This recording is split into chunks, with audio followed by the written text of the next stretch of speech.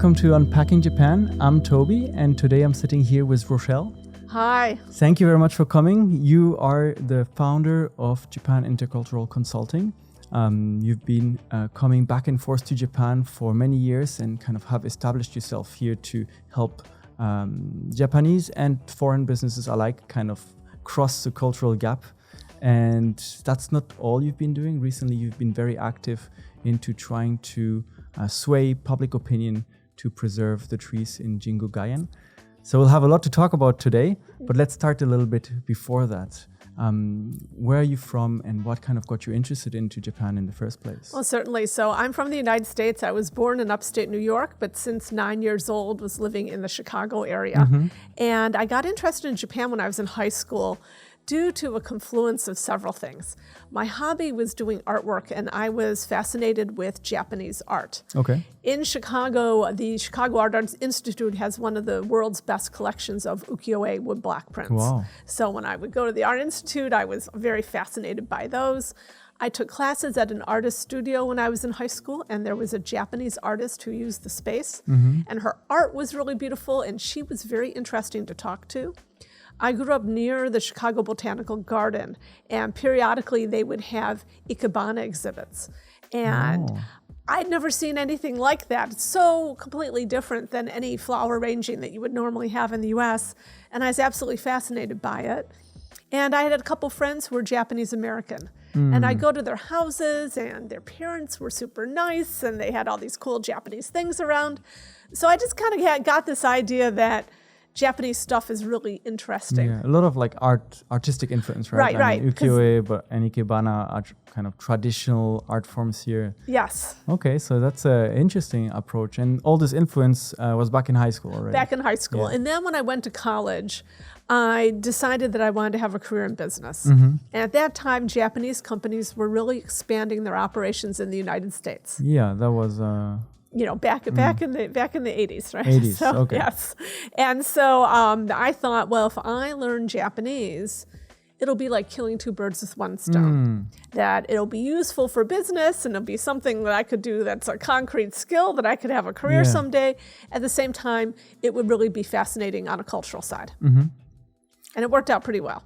So you studied the language at university? Yes. Yeah. And when was the first time you actually came to Japan? That was when I was in college. It was between my junior and senior years, and I did an internship in Kyoto through an exchange program for people interested in business called ISEC. At the time, you already kind of had a lot of influence, right? You were interested in Japanese art and so on. Was there anything that really surprised you when you arrived in Kyoto and you were like, whoa, I wasn't ready for that? Well, I mean, there's one thing that was really funny. And, again, this is before the internet, when we just didn't have as much information about things. I mean, it's very hard to explain this to people who grew up with Wikipedia. And, exactly. But it used to be that information was scarce about anything. And so no one ever told me that there was a regional dialect in the Kansai region. Oh. And all my professors at university, you have to teach in the standard Hyojungo. Yeah. And I didn't know anything else, and there's no way to quickly find information. Here I am in Kyoto, and there's no English anything. And I get to Kyoto, and I'd been studying Japanese at that point for a year and a half. And I'm having serious difficulty understanding anything that anyone's saying. Yeah. Like, this is really different than what I learned in school. And for the first maybe week or 10 days, I was seriously confused until finally a light bulb went off on my head. And I thought, okay, this is a dialect. This is a regional difference. And everyone's saying, wakara hen. I got to figure out what this hen thing is, even though it sounds hen or strange to me. And so I started to look for the pattern. I mean, now you could just Google on the internet and find out in 30 seconds that, there's a regional dialect. Yeah. But at the time, there wasn't any information. So for me, that was extremely confusing.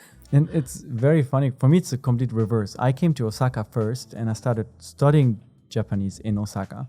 So whatever I hear here on the streets and so on is the normal Japanese. And whenever I hear Japanese people from Tokyo or the area speak, I get confused. Like, wait, what does this mean? And then actually I've been speaking a little bit with a local dialect, and the Jingu is the one that I'm not used to. Yeah, well, and probably people think it's rather cute when you speak with a Kansai. Yeah, right? The locals really like it, and Yeah. I like it too. It's a little unique touch from the area. Mm-hmm. Did you already know at that time when you were in Kyoto that you wanted to come back and stay longer here in Japan? Well, I didn't know for sure, but I certainly got very, very interested. And what happened was, I went back to the U.S. and after college, I got a job in Chicago, my hometown. Okay. And during that time, I continued my Japanese studies with a tutor. At that point, I couldn't find a sufficiently advanced class that was publicly available. So I just worked one-on-one with a Japanese tutor to kind of keep up my language skills. And then I was really enjoying my work. I was a consultant in Chicago, but things were happening in Japan. That was an interesting time. Yeah. It was the bubble period. And I thought, I've taken all this time to study Japanese. I really need to get better at it, and I need to learn more about the business culture. Because at that point, I knew enough to know that I didn't know enough, right? Yeah. So I really wanted to go back to Japan. And so then I got a job in Tokyo and came back to Tokyo after that. You didn't want to come back to the Kansai area? Well, I would have been happy to, but they're just that where I've happened to find a job was Tokyo. So Yeah, Tokyo is a kind of the magnet for a lot of positions and companies here in Japan. Right. And when you went to work in Japan, how was your first kind of experience? There's this image of a very traditional, very rigid corporate culture in Japan, top-down hierarchy, communication also quite different than in the United States, where it's maybe more open, more direct, more blunt. Yes, all of that. So I had a job at a large, very traditional financial institution. And it was all of those things that you just said. Okay. It was all the stereotypes were true. It was a very old-fashioned type of company. And so that, in retrospect, was a great experience because I got to see what it was like to be in that type of organization. And so that's really created a foundation for my work today. As a consultant, I know what organizations are like because I've been on the inside. And so I think that maybe makes me unique compared to some other consultants. So you worked there for quite a few years and kind of realized, well, it may have some advantages, it may have disadvantages, but there are specific ways where you can deal with everything. And you were like, okay, maybe with this experience, I can help more people to understand this. And you kind of decided, I need to do my own thing. Yes, well, exactly. So I worked there for a couple of years, and I'd always wanted to get an MBA. And so I went back to the US to do that. But I realized that at that point, there were more and more Japanese companies that were expanding globally. And the firm I worked for, they had been rapidly building out their global operations. And so I saw all the issues with all the Japanese managers who had never had to manage foreign staff, and they're all of a sudden they're managing people from all over the world, and they just really didn't know how to deal with it. What was a typical situation then when you had a Japanese manager with no experience dealing with foreign staff trying to manage? What was one of the common misunderstandings you noticed? Well, a lot of times in Japan, job descriptions are not clear. And employees have to kind of figure out for themselves what to do. And that can work within Japanese culture. But if you have a non-Japanese employee who's used to getting a job description and very specific direction from their manager, that can be really, really confusing. So when I know that happened to me, so what happened was that the personnel department, they were hiring a lot of non-Japanese staff, and they were kind of deciding where to put them. So it's not like my boss had said, I want a non-Japanese employee. HR just said, oh, we think you need one, and they just kind of stuck me there. So my boss didn't have any plan for what my job should be. All there was a title. And so I started work, and in my sort of American assumption, usually you have a job description, your boss gives you assignments or gives you goals. And so I'm kind of waiting for that to happen. And so for the first 2 weeks, I'm reading newspapers, and I'm like, just waiting for this direction to happen. And after a couple weeks had gone by, I realized if I don't do something, I'm going to be sitting here twiddling my thumbs forever. So what I did was I then started suggesting to my boss, well, I could do this, would that be helpful? Or is anyone doing this? No, okay, well, why don't I do that? Because I think maybe we could use this. And then as sooner than later, then I was soon very, very busy. Because I just sort of created my own job based on what I thought needed to be done. Proactively, right? Proactively. And I think a lot of people who work in Japanese firms don't realize that they can do that. And I think a lot of times I see bosses and subordinates get stuck where the non-Japanese employee is waiting to be told what to do or given assignments. And so they're waiting. And the supervisor's like, why aren't they taking initiative? Why are they just sitting there? And then you just have a paralysis situation. So I saw a lot of things like that happen, for example. And so with your MBA that you then had, you were like, now I can have a bigger impact into kind of... Well, when I was getting my MPA, I did research on Japanese companies and their HR challenges globally. Because I wanted to see if the things that I observed were happening in other Japanese companies. And I found out that it was the same patterns over and over again. There are just certain ways that the Japanese management style tends to kind of bump into what the expectations of non-Japanese employees. And so it was the same story over and over. And I thought, okay, here is a way that I can contribute based on a lot of things that I learned the hard way, that I could help other people not necessarily have to go through quite as much pain. Yeah, I think it's a lot of experience, a lot of time that you spend to kind of understand the inner workings of those firms.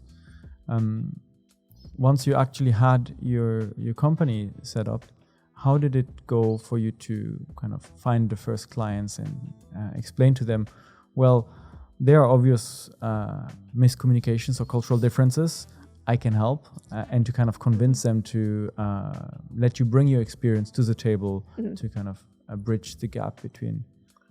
Well, what I did is I ended up writing a book on this topic called The Rice Paper Ceiling, Breaking Through Japanese Corporate Culture. Right, as opposed to the glass ceiling we usually refer to in the West. Exactly. So, and so that the rice paper ceiling is the invisible ceiling, or maybe not so invisible, for non-Japanese in Japanese firms. And now we see more and more people breaking through that. And so one of the things I say in the book is, rice paper has various thicknesses, and some of them are like tissue and you can break through quickly. Other ones are like really, really solid and you're not going to be able to break through at all. And so there's, it's not like it's the same in every firm. I see. So I ended up writing a book. And so writing a book is a great way to start a consulting practice because you're going out and you're talking to people and people find out about you.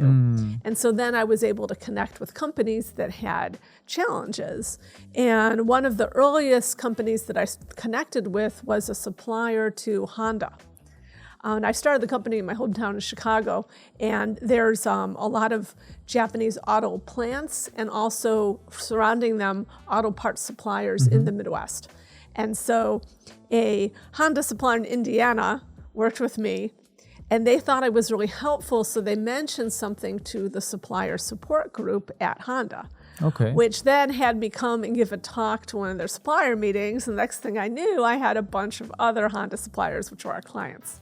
And so we kind of expanded from there. One thing led to another. Exactly. You started your company then in Chicago, right? In Chicago, yes. Is it yes. still based in Chicago? Yeah, it's still, our still official headquarters is in Chicago, yes. And what was, like back then within this rice paper ceiling? One very good example you gave us is this idea that this preconception perhaps that if you're a foreigner working with a Japanese manager or at a Japanese company, you will not really get the direct orders. Did you have any other common examples that you kind of mentioned in your book that you found in your during your research? Right. Well, there's usually a lot of issues related to communication. And again, it depends on the culture, but for example, if we take American culture, Americans tend to be fairly direct in their communication style, whereas Japanese tend to be less direct. And so that leads to a lot of opportunity for miscommunication. Yes. It leads to a lot of opportunity for being annoyed with each other. And so that sort of thing is a big issue in a lot of my clients. And so that comes up a lot. There are also a lot of issues related to decision making. So if you're looking at the a global, for example, U.S. or other countries' subsidiary of a Japanese firm, in a lot of cases, it's Japanese expatriates who are in the management positions. And so then are the local staff, are they able to be influencing the decision making that's happening is an issue. So in the United States, it's more common to contribute to the decision, whereas in Japan, the decision usually comes from top down. And perhaps not even those expatriates have the decision-making power, but they have to refer back to the head office back in Tokyo or in Japan. Right. Which takes time, which leads to frustrations for the local workers in the United States. Exactly. Did you find any kind of interesting, original approaches to solve these issues? Is it still the same today? Well, it depends on the company. So some companies have exactly that same issue. What's been interesting, though, is a lot of overseas operations of Japanese firms, they've been moving non-Japanese locally hired staff into higher level positions. Okay. And there are a lot of Japanese operations in the U.S. where the local top person now is American. Or in France, the local top person is French, et cetera. So there's been a lot of localization of management. So then what happens is then that person has to be skilled at working with the parent company in Japan. So I have a lot of clients like that who are senior people at Japanese companies' overseas operations that need to deal with a Japanese parent company and do that skillfully. So then you kind of, instead of just a general company consulting, you move more into like a one-on-one coaching approach. I see. Right. It's interesting that you mentioned that foreigners are now also being trusted to lead Japanese companies' foreign kind of operations. Are you familiar with the case of Olympus? Yes, I am. Yes.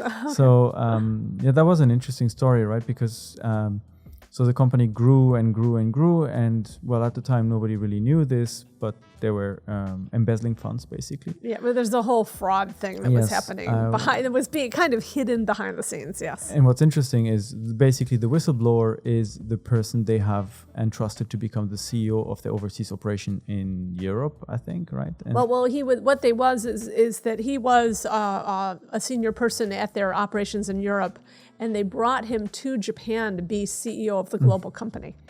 And it seems like one of their reasons for doing that was thinking that as a foreigner, he might not notice that there was something amiss. But then someone tipped him off. And that blew up, right? Eventually. It blew up. It was a big mess, yes.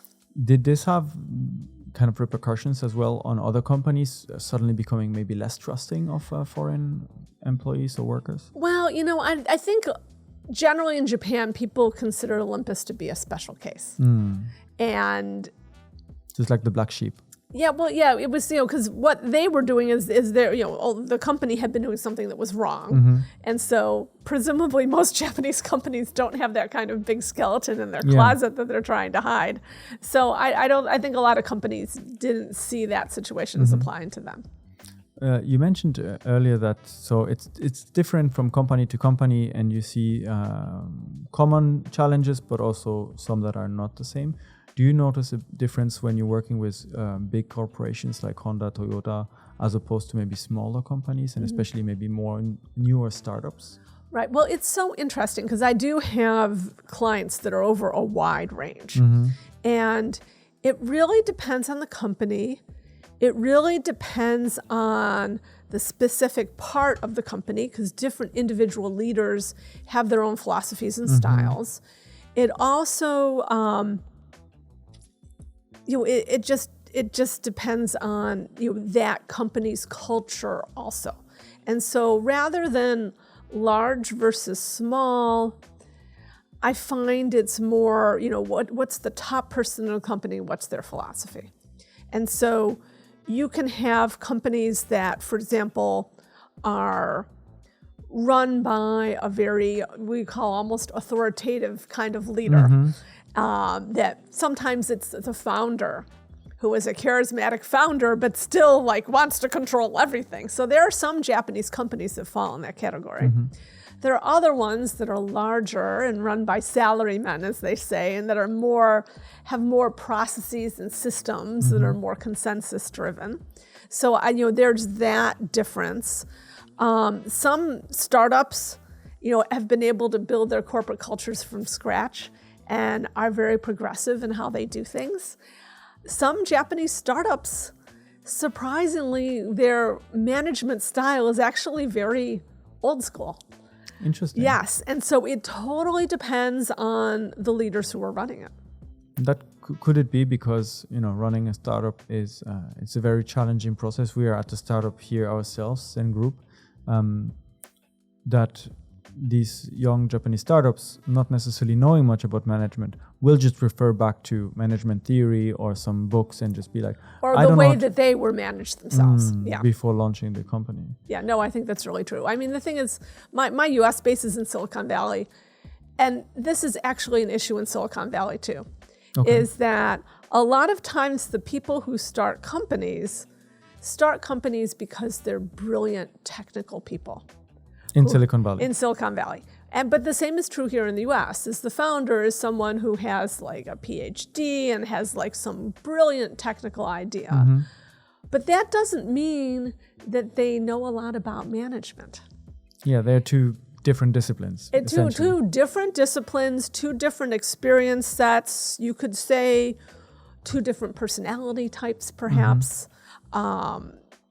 And so a lot of times what we see in Silicon Valley is someone who starts a company based on their really brilliant idea, but that doesn't mean that they're a good people manager.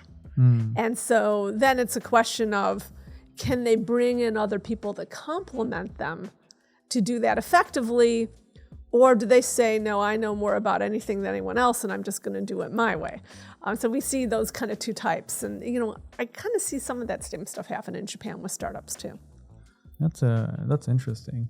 We here are like a very international. So at the head office, we're about 50% Japanese, 50% foreign staff from like around 40 nationalities.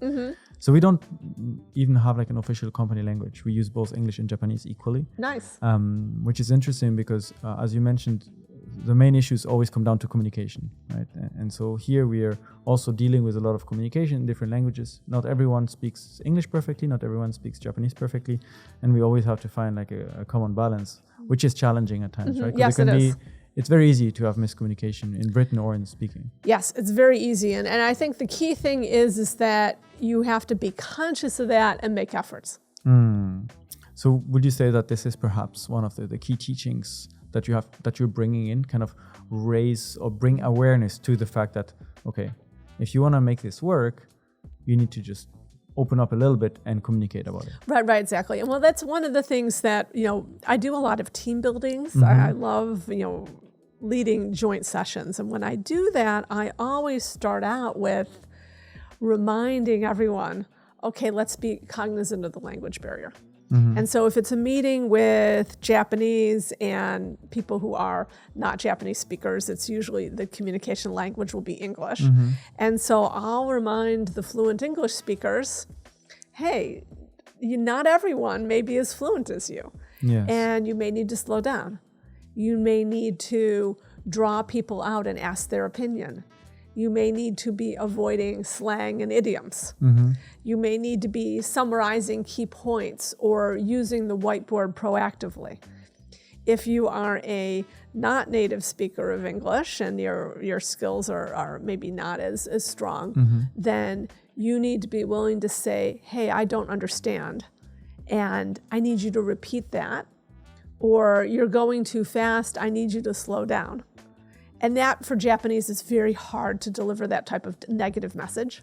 Yes, it's kind of a fear of maybe losing face a little bit. Right. But they'll lose face, or they're causing the person they're talking to lose face. Delivering negative information is just very hard in Japanese culture. And so a lot of times Japanese will hesitate.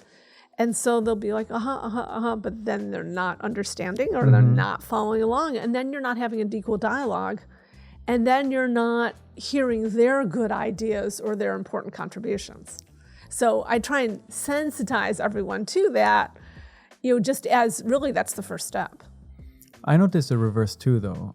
For myself, I speak okay Japanese, I would say.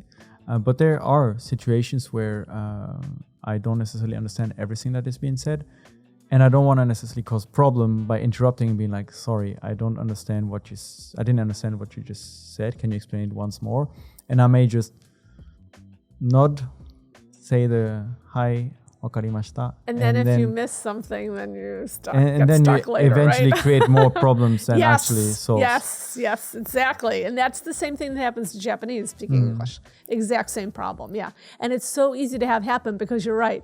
Okay, everyone is kind of going along and you're like, okay, do I want to stop this entire conversation? It feels awkward, right? It does. Yeah. It does. You work a lot in a kind of Japanese-English context, right? Right. And one of the things you just mentioned is native English speakers may need to not use idioms, not use slang, slow down the way they speak.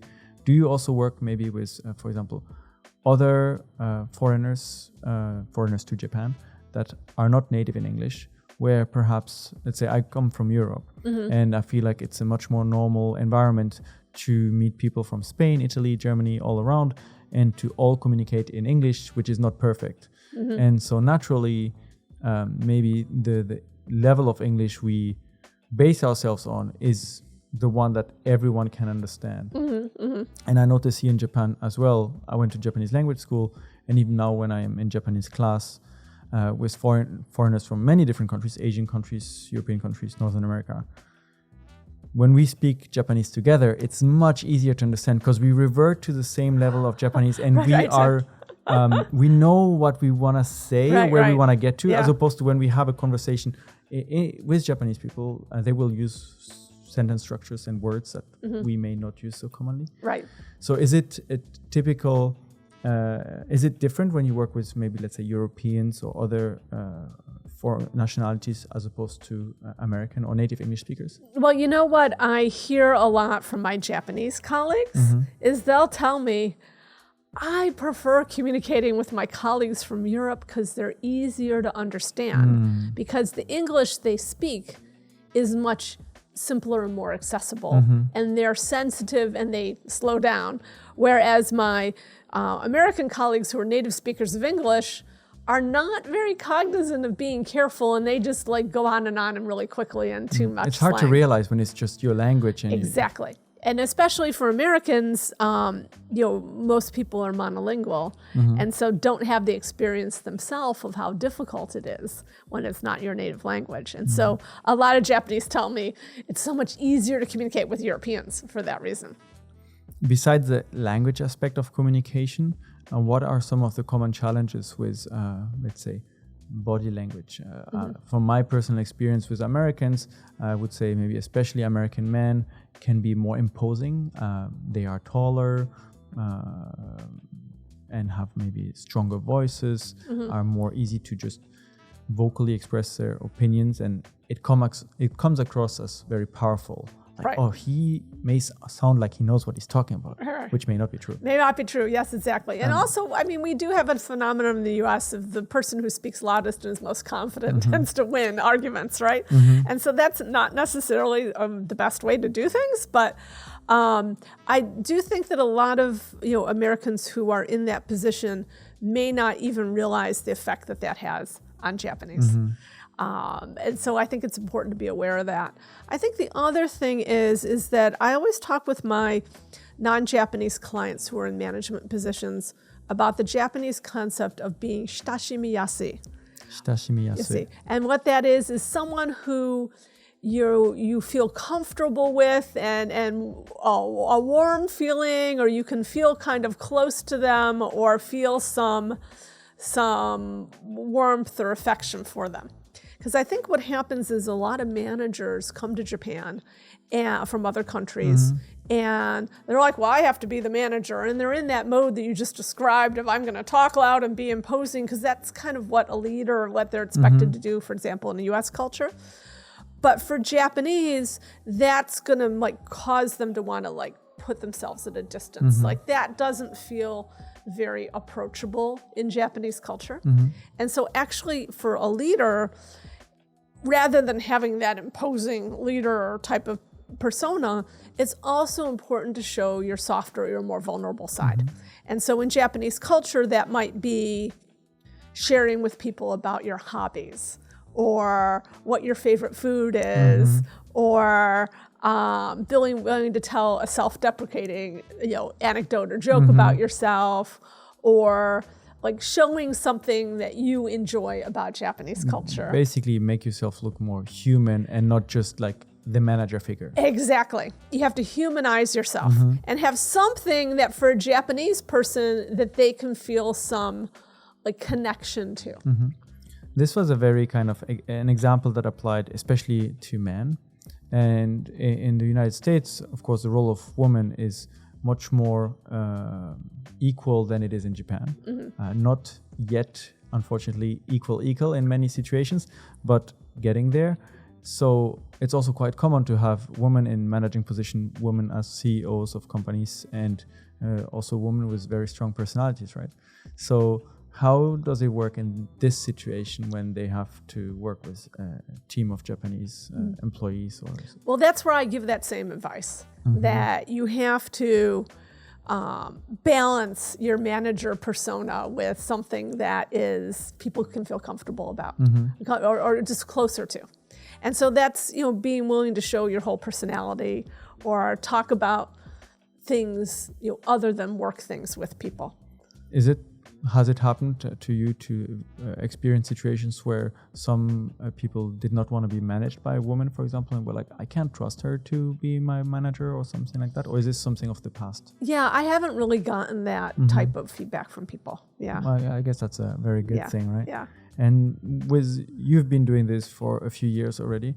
Have you noticed now that like the positive impact of your work, that you see companies on both continents able to work together better and kind of having a more positive impact on the environment? Well, I do think that there's a lot of companies that have made a lot of efforts in this area. And again, it's so uneven. There's firms that have made a lot of progress and they've put more non-Japanese into higher level positions and they're really integrated.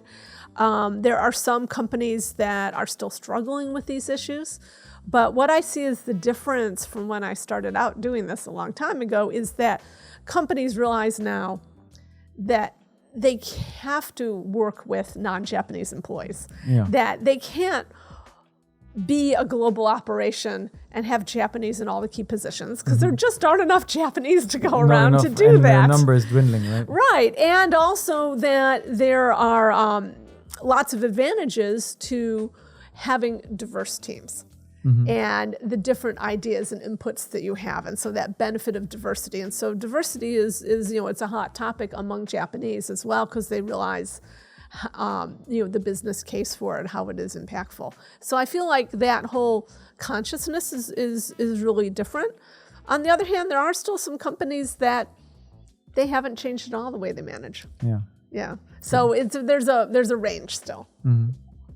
And now talking about companies and kind of change, I want to get to another interesting topic that you're very much involved with. Since you have this experience of the Western approach, but an understanding of Japanese culture to make change and work on communication. So in Tokyo, there's been a very big new project involving also many companies and people on different levels, which is a redevelopment project going on around the Jingu Gaien. So can you tell us a bit more about what exactly is this project and why did you decide to get involved? Oh, certainly. So what this is that Jingu Gaien is part of the Meiji Jingu Shrine.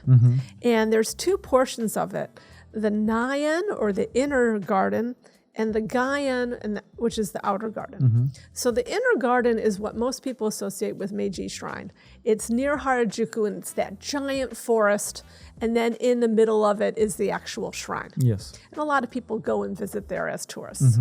There's also the outer garden, which is near the Gaien station, and that is kind of as a contrast to the Naien, which is this serious and somber sort of place of worship, that the Gaien was designed for recreation for the public. And so it has a baseball stadium, It has the National Stadium. Originally, there was a sumo bea or sumo wrestling ring that then became the second baseball stadium. Currently, it has softball fields. There's an ice skating rink. There used to be a pool. There's a tennis club, and there's a rugby stadium. So it's very, very big. It's pretty big. Yeah, for Tokyo, it's kind of the equivalent perhaps of Central Park in New York. Yeah, well, a lot of people make that comparison. And in addition to all these sports facilities, there's a lot of trees, and there's also open space. There's also a museum dedicated to the Emperor Meiji. And in front of it, there's a big courtyard area, which currently has a bunch of softball fields on it as well. And there are also 4 iconic rows of ginkgo trees.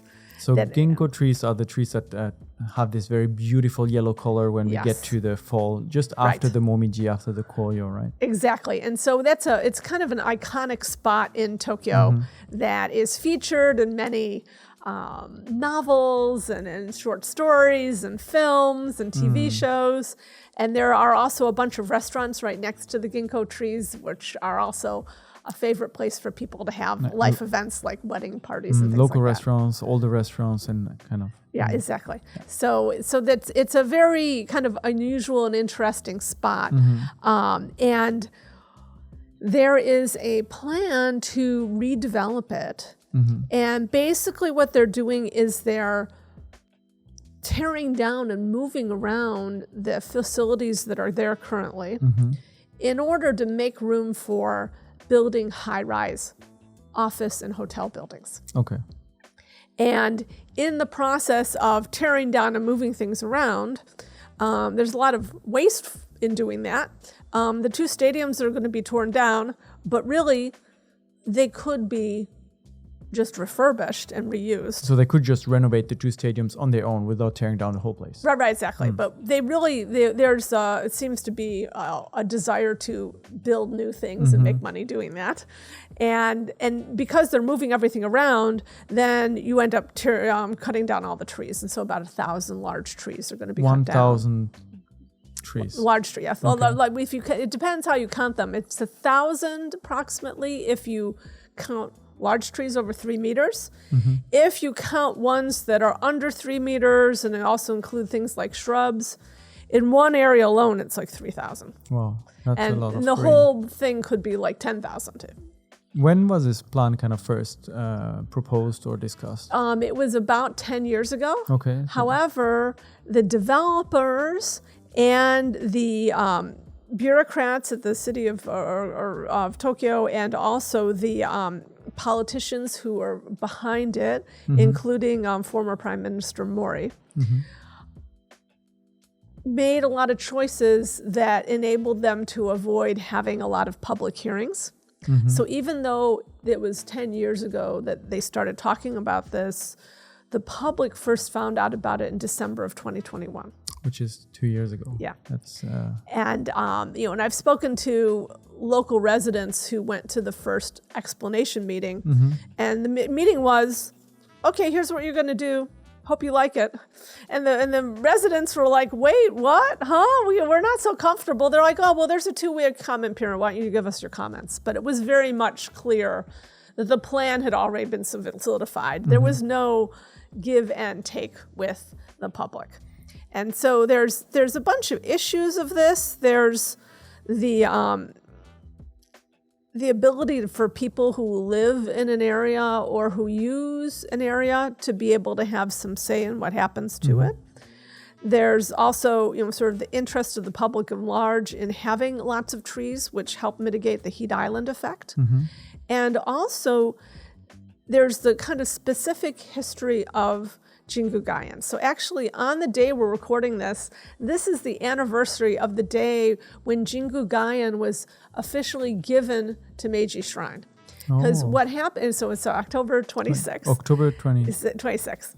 I'm sorry, no, 26th, I'm sorry, 22nd. 22nd. So today's the 22nd, yeah. Yep. October 22nd, 1926 was the day. And so what happened is that Jingu Gaien was actually created by Shibusawa Eiichi, who was a famous Japanese business person For Americans, might have heard of Andrew Carnegie, who was a famous business person who was very philanthropic. And so Shibusao Eiichi was very similar to that. And so he had gotten a bunch of people together, other fellow businessmen, to create this effort to create Jingu Gaien in honor of the Emperor Meiji. So what had happened is that the Emperor Meiji, he passed away and everyone was sad. And they're like, oh, well, we want to have a big memorial to him in Tokyo. But the Emperor Meiji had said, I want to be buried down in Kyoto. Oh. So they couldn't have a tomb or a mausoleum, but they're like, we want to make something. So then they got this idea for the Jingu Gaien. And Emperor Meiji was very much into encouraging people to participate in sports and be physically fit. And so that's one of the reasons for that emphasis of the area. So what happened is that they gathered donations of both cash and actual trees from around the country. Oh. People would send a tree, but they would also sent a lot of money, and then also manual labor.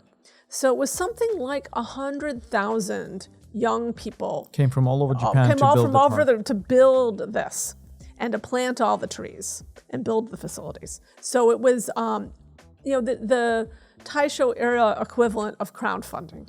Yes. And so it was really the people built this thing and then gave it to Meiji Jingu. And I just posted this on my Japanese Twitter today, but there was a document when they gave it to Meiji Jingu that said, here's what we expect you to do with it. It was kind of like conditions. And one of the key conditions was, don't build facilities that have nothing to do with the plan. So they're very obviously breaking that by putting in office buildings, because it was pretty clear that putting in office buildings was not the point. They even in this letter said, unlike Ueno Park might have temporary expositions or whatever, we don't want you doing stuff like that in Meiji Jingu Gaien.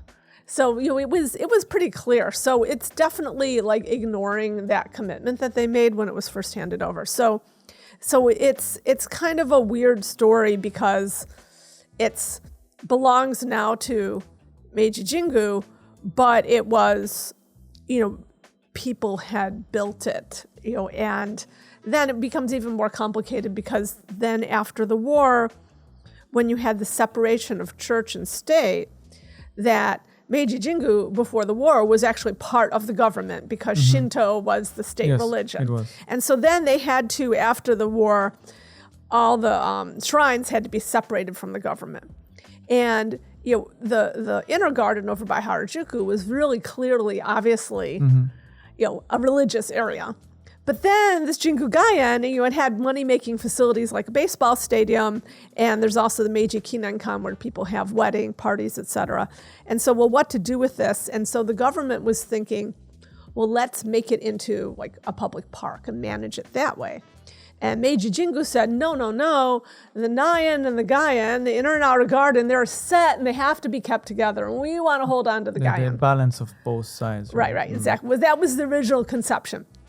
And so finally they reached a compromise where the government said, okay, Meiji Jingu, we will sell you Jingu Gaien for half of the market price.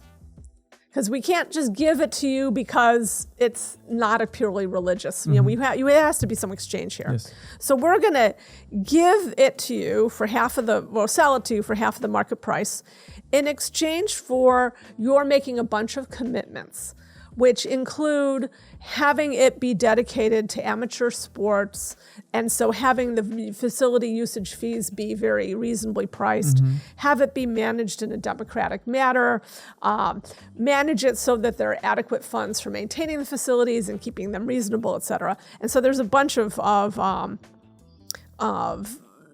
sort of conditions that were placed on it, all of which, again, are being ignored currently. So if I hear the story you're sharing of the park, basically it's a park that has a very long history, that has a very profound meaning for the country as well, since it's in honor of the former emperor. And it's been dedicated to be a place for the people, so that the people can use facilities, exercise, as was his wish. And now there's a development plan to kind of disregard some of these earlier commitments and build office facilities, also cut down a lot of old trees that were donated from all over Japan. And people only found out about this 2 years ago. Right. So if I put this now, if I transpose this exact same situation in, let's say we were comparing the park to Central Park in New York. If suddenly people find out about in New York that, okay, we're going to remove half the park and build more skyscrapers, I can imagine half of New York City will be standing on the ground and kind of fighting for this to stop. Exactly. There will be no chance that any kind of construction truck will make it to that park. Right. But in Japan, that's not really the case. Well, right. That's not really the case. And actually, it's very interesting because Professor Ishikawa, who is one of Japan's foremost experts on landscape architecture, and she's part of the UNESCO affiliated organization ICOMOS, their Japan committee. And so she's been kind of spearheading, the fight against this. And she actually wrote her master's thesis on Central Park in New York. Oh. And she has pointed out that actually at one point in the 70s, they were trying to develop Central Park. Okay. And New Yorkers, again, just completely rebelled against that idea, and it didn't happen. And they preserved the park. Yes. But in Japan, since this is not really, it's possible, certainly, when the Fukushima disaster happened, a lot of people were in the streets to protest against nuclear power. But now you decided to join or to kind of use your experience and knowledge to try to make change happen in this process. How does it happen in Japan when you want to kind of try to sway public opinion, but also political opinion from a grassroots movement, right? It's very interesting. And so, my kind of lifelong project has been understanding how do things work in Japan. And so this has been my own personal way of learning about that more. And so what I had done was start a petition on change.org.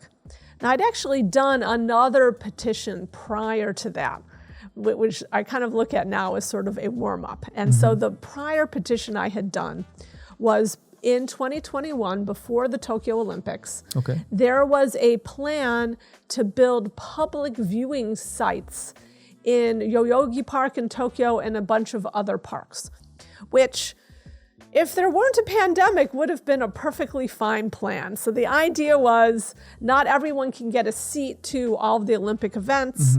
So we'll build these facilities with giant screens in big park areas, and people can gather there and watch the events together outside in an atmosphere of camaraderie and drink beers and whatever. When there was the World Cup rugby in Japan in 2019, evidently they built these, and people tell me they were a lot of fun. Yeah, I can imagine. Yes. And the World Cup, the Rugby World Cup is happening right now Right. again. Yeah, So. exactly. But I don't know if they're doing the public viewings now or not. In But France, I think they do have some. maybe in some in France, but maybe not here in Japan. But in Japan, once this was in Japan, they had these, and people said they were terrific. And I'm sure they're great if it's not the middle of a pandemic. Yeah. But at the time, we're in the middle of a pandemic. And so I had heard about this. I'm kind of a Twitter addict, and I'd seen someone who lives near Yoyogi Park tweet about these signs that got up that said that they were going to be cutting the branches off of trees, branches below 8 meters. And the way it was phrased, it sounded like they could be cutting off all the branches below 8 meters, which would turn a tree into a telephone pole, basically. And they were building to build this public viewing. And I'm like, why are we building facilities to gather thousands of people in the middle of a pandemic? That seems really actually not particularly safe, because that's when we're trying to get everyone to stay home, right? Yes. It was still early in the pandemic. Right. And also, why are we disfiguring trees for a temporary project? That seems really awful. And so I thought, I don't know if anyone else is going to care about this, but at the time there was a Japanese lawyer who had started a change.org petition to stop the Olympics, and that had gotten a lot of attention.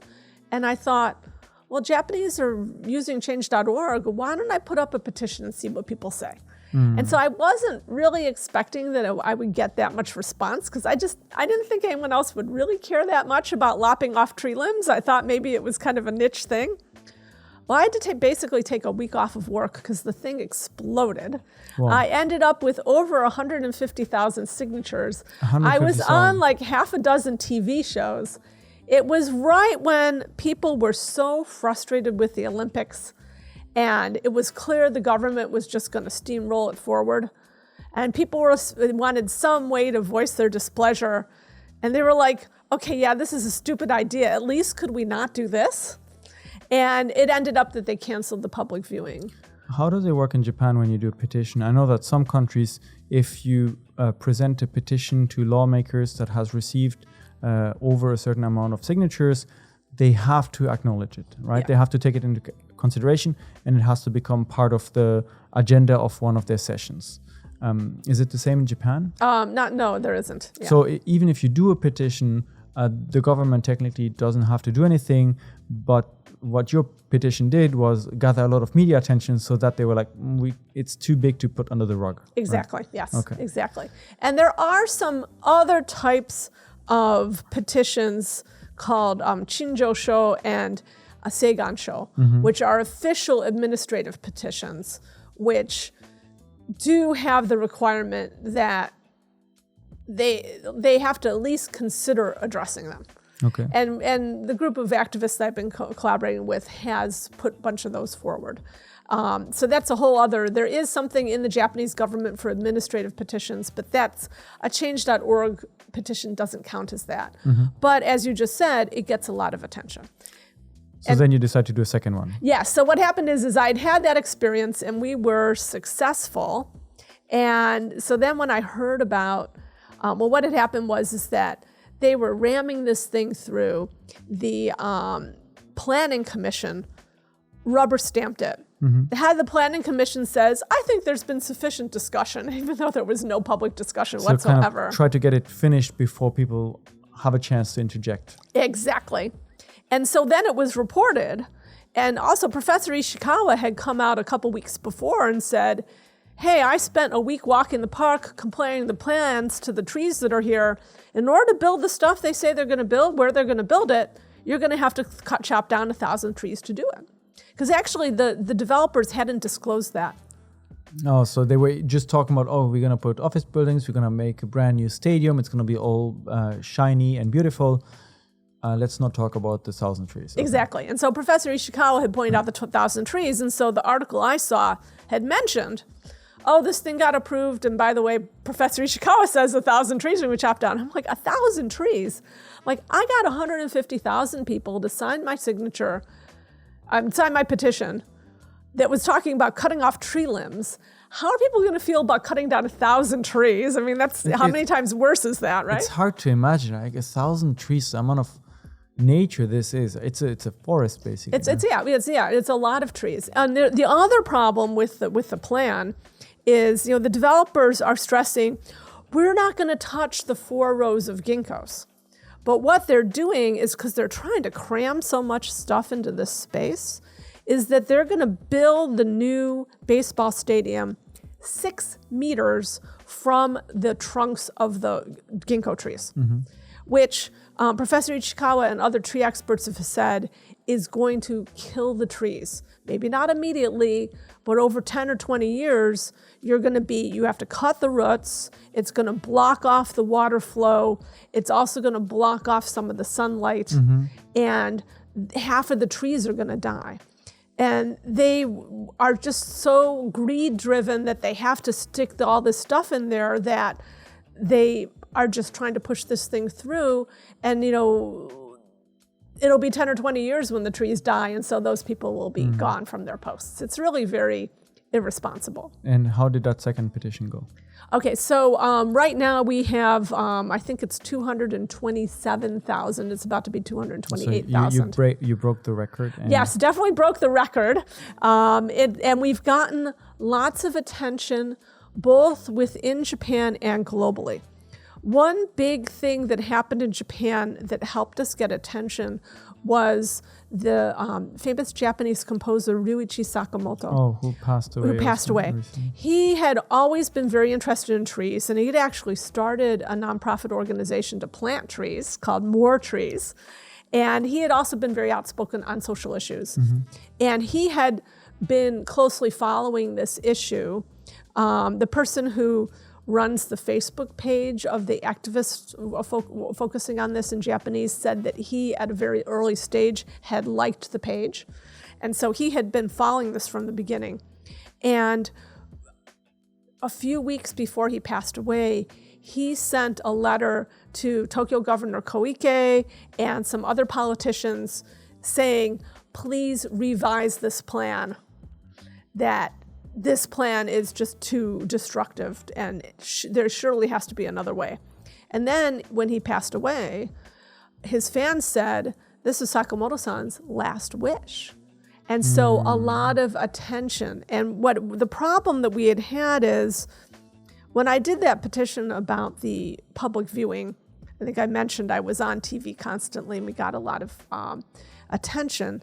We were having trouble with this one getting the same attention because the developers are big advertisers. I see. And we're putting a lot of pressure on the media not to report it. And I have direct evidence from people in the media have told me my boss didn't want to run this story because they didn't want to make the developers unhappy. Because they can't talk bad about the advertisers, right? Yeah. Now, I'm curious to link this to our earlier discussion as well. You now have gotten attention to this project, both domestically and internationally. So I saw that you also went to kind of panel discussions with public officials to bring up the concerns of citizens, to bring up counter-arguments, to ask to revise the plans. From a cross-cultural communication perspective, how did you feel, or how did you experience those discussions as opposed to, for example, how it would be in the United States if you want to make or voice a complaint about some development plans? Is it similar in Japan? Is it possible to engage in a debate, or is it more like a one-way street? It's very, very different. And actually, there hasn't been a lot of chance for us to have direct interaction with officials or the developers. They're really actively trying to ignore us. So we haven't been able to have those direct discussions. However, I have another example that's very much to your point, that actually this issue of too much development happening in parks and too many trees getting cut down is not just happening in Jingu, Gaien, and it's happening all over Tokyo and all over Japan. It is an epidemic, I have discovered. And then I found out that it's happening in my own backyard. I live very, very close to a park in Tokyo called Hamacho Park. And there is a plan right now to cut down, or not to cut down. They're making a big deal. No, we're not cutting down. We're going to transplant them, but to remove 60 huge trees because they are rebuilding a local junior high school and they need to have a place to put a temporary junior high school. So they're shoving it into this park and they're taking all the trees away from part of the park, and it's really pretty bad. And so there was a public hearing about it last week. And again, they had created this entire plan and not had any public hearing. And the public hearing was, oh, we're going to tell you this and you're going to be happy with it and we're done. And of course, everyone was just outraged and unhappy about this. And it turns out that one of the participants had gone to the part of the government that kind of oversees things related to parks and had told her that, well, if you're going to make a change to a park, you have to follow the laws, but also you have to get goi keisei. You have to create some sort of consensus with the local citizens. And so this idea of a consensus of the citizens came up. And so I asked the people from Chuo Ward, government, they were the ones running this, and I said, well, how are you going to measure if you have consensus or not? And so the guy gave me this explanation. It was all very process-oriented. Well, we did this, and we're doing our job, and now we're doing this explanation. And so then I said back to him, I'm very sorry, but you did not answer my question. I want to understand, how are you going to measure whether or not you have achieved consensus? And he was just like completely flummoxed. One, because it was really clear he hadn't thought about it. But two, he just wasn't used to someone coming back to him and calling him on his non-answer, because Japanese typically don't do that. And he's like, blah, blah, blah, blah, blah, blah, blah, blah. It's still not an answer. And I'm like, that's still not an answer. And he's like, well, then what would you do? And I said, well, could you have a survey? Could you have like a referendum? Could we actually measure? Because I said, based on what everyone in this room has said this evening, it's really clear that there isn't consensus here. He's like, oh, well, I'll take that opinion under advisement. And so afterwards, I was talking with some of the people who in the neighborhood attended, and one gal's like, oh yeah, we need you as an American to say things because it's hard for us. And then one gal in the one gal in the neighborhood was like, wow, Rochelle, I heard you say that, and I really realized that I have never received any education that would give me the skills or confidence to be able to say what you did. And yeah, he wasn't answering your question, but I don't think I would have been able to say that back to him the way you did. And so she's like, because no one ever taught me to do that. So I feel like it was a very interesting kind of cultural situation. And it's very interesting that you mentioned this, because it seems that I was about to ask you if you feel that you've been able to bring in a little bit of a foreign perspectives and foreign approach to how you can deal with this kind of, I don't know how we can call this activism, a grassroots movement. And you basically just answered that you've been able to stand up and kind of ask questions back, which is something a Japanese person may not have done. And I feel like with the recent guests we've had on the podcast, this has been a common theme that they feel that as foreigners, we shouldn't impose ourselves on Japanese culture, but that if we are able to make small waves, change can happen. Because from what you described, the reaction to the development plan, there's no consensus about it. And there are people that have the same reactions as perhaps Americans would do. They are outraged, but they're not necessarily able to take it one step further and to really voice themselves in an articulate and constructive way in order to put up a fight with the government and find a better solution than what they're currently working on. So would you say this is more and more the case, that you as a foreigner coming to Japan are able to kind of show also Japanese people that that there are different ways to go about it, that it doesn't have to be the way they've been educated, but they can also learn and kind of... Right, exactly. And I do definitely feel that I bring a different perspective or maybe a different skill set and maybe a different set of experiences, because I was in the US involved with a couple fights against inappropriate developments. And so I have the experience of citizens raising their voices and being impactful. And so I kind of bring that confidence that, yes, you can do something. And I've had Japanese say to me, you made me realize that I could raise my voice. And I saw you and I decided I'm going to join Twitter too, and I'm going to say what I think. And I'm going to start talking to people about my opinion. So I think that it has definitely given people maybe a different model. Also, I kind of feel a lot of times in Japanese society, I've had many experiences and work things well, that if I'm the one I feel more able to say something. And then once I've kind of cut the path open, then it's easier for Japanese to say something. So I'll give you an example. This is back, I taught for a while at a Japanese university. And the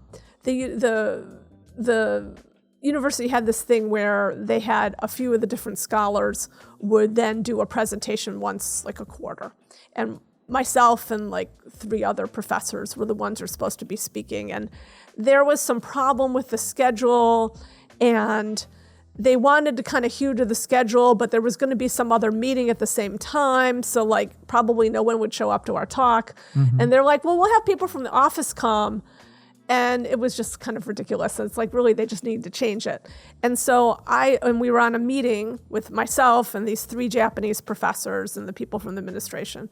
I think it was a meeting. I think it was actually an email chain.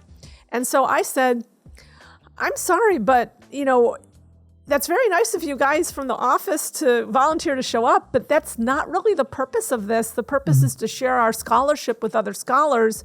And if they can't come, I really don't feel comfortable doing it this time. Could we please look at having it at a different time?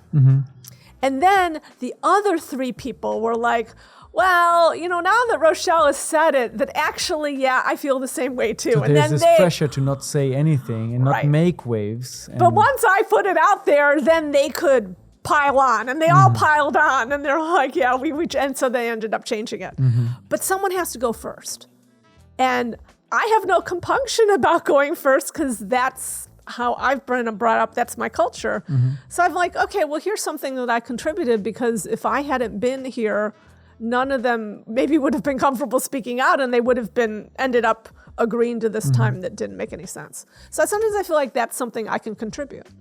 And do you feel now with the Jingu Gaien, with the events you've been kind of setting in motion together with the professor, that it will set a sort of precedent for future grassroots movements to kind of be perhaps more organized and outspoken from the start, and not necessarily let things happen against their will if they don't believe that this is right? Yeah, I've definitely seen that happening already, where we seem to have inspired other groups that are facing issues with their parks or developments.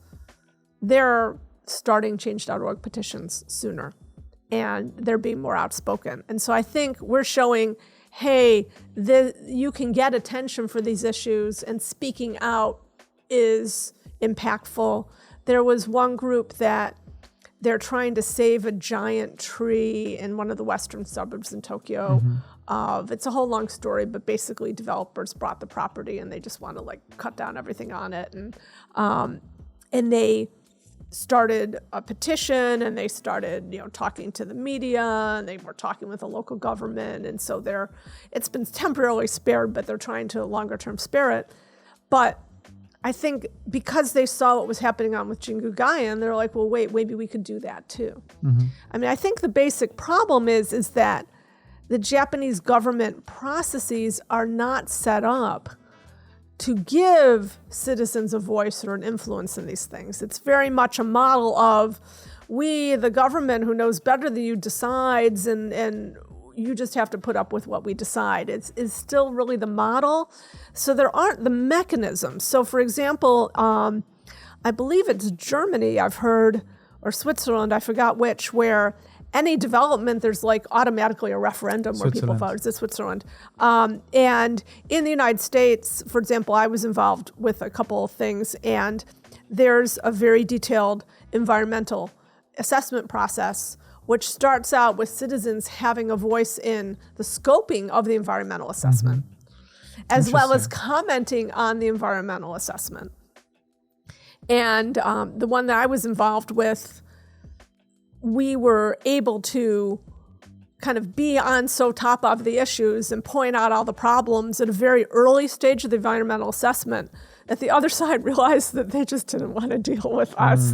And they ended up donating the site as a park to the county. Because it was clear we were not going to be easy to deal with. But all the things we were pointing out were very serious issues that they were just ignoring. But there was an opportunity for us to do that. Japan doesn't have those structures, and they have environmental assessments, but they're kind of shams, basically. And I'm friends with now the Japan's foremost expert on environmental assessments, and he actually agrees with that. So I'm not just being overly critical. There's a lot of issues with it. It's there to look like they're doing it, but it doesn't really have enough impact. So there needs to be changes in laws and more structures to enable Japanese to have more of a voice. Because now the only thing that people can do is start a petition and make noise, but there isn't a structure. So it comes back down to communication, right? The work you're doing, it's about kind of setting up those channels of communication so it can flow both ways, Right. and everyone can be heard and everyone can talk to kind of come to better solutions. Right, exactly. And so it's all about getting used to having public discussions and having public debates. And so if I go back to this park in my neighborhood, I actually wrote an article about what was happening there. And so I asked the wards questions. And one of the questions was, why didn't you have a meeting with citizens earlier to tell them what was happening, or even to solicit alternative location ideas for this temporary school? And their answer was, well, we didn't want to create divisions or, a competition of competing ideas among citizens. And so we really feel it's our role as a government to just decide what's best for you. That was their answer. And, Japanese are very smart people, and, that's really treating them like children. And I have a lot of confidence in the Japanese public that they could participate in such conversations if they were given the opportunity. But the attitude is, well, we know best. And so it's really much the government looking down on its own people. It's not democratic, really. And so now for you on a personal level, when we started talking about your kind of activism here in Japan and how you got involved into those projects, you said that for you, in a way, it's your path to getting a better understanding of the Japanese culture and the way they communicate, because this is also your job at the company you founded. What were some of the main key takeaways for you that you feel that from doing all this work and being involved into so many social projects you can now take on to the future? Well, I've definitely found that I have immediately been able to apply some of the things I've learned through this experience to my work. I do a lot of executive coaching with non-Japanese executives who are either in Japanese organizations or maybe people who are running the Japanese operations of a global firm. I've directly drawn on some of the things that I've realized through all this process to be able to give them advice, because I've learned a lot more about what works and what doesn't work when you're trying to influence groups of people in Japan. I collaborate with this team of activists, a kind of loose network of activists who are all working on this. There's Professor Ishikawa, et cetera, et cetera. There's she and a bunch of other kind of Erai, big deal professors. And so I've kind of learned more about dealing with big deal professors and how they like to do things. I've learned more. I'm in this group of Japanese and I see how they make consensus and how they do things. And so it's definitely deepened my insight. And so it feels like I can be even a better coach to people because it just gives me another set of things to draw on. Would that be perhaps the topic for a follow-up book? Perhaps, to kind of yes. Summarize everything you've learned, because you mentioned quite a lot of points, actually, a lot of key takeaways. For example, the way that Japanese people reach consensus. Could you give us a little insight, perhaps? It definitely takes a lot longer than it does with other groups. I mean, basically for Japanese, there's a very, very long period where they're building the consensus.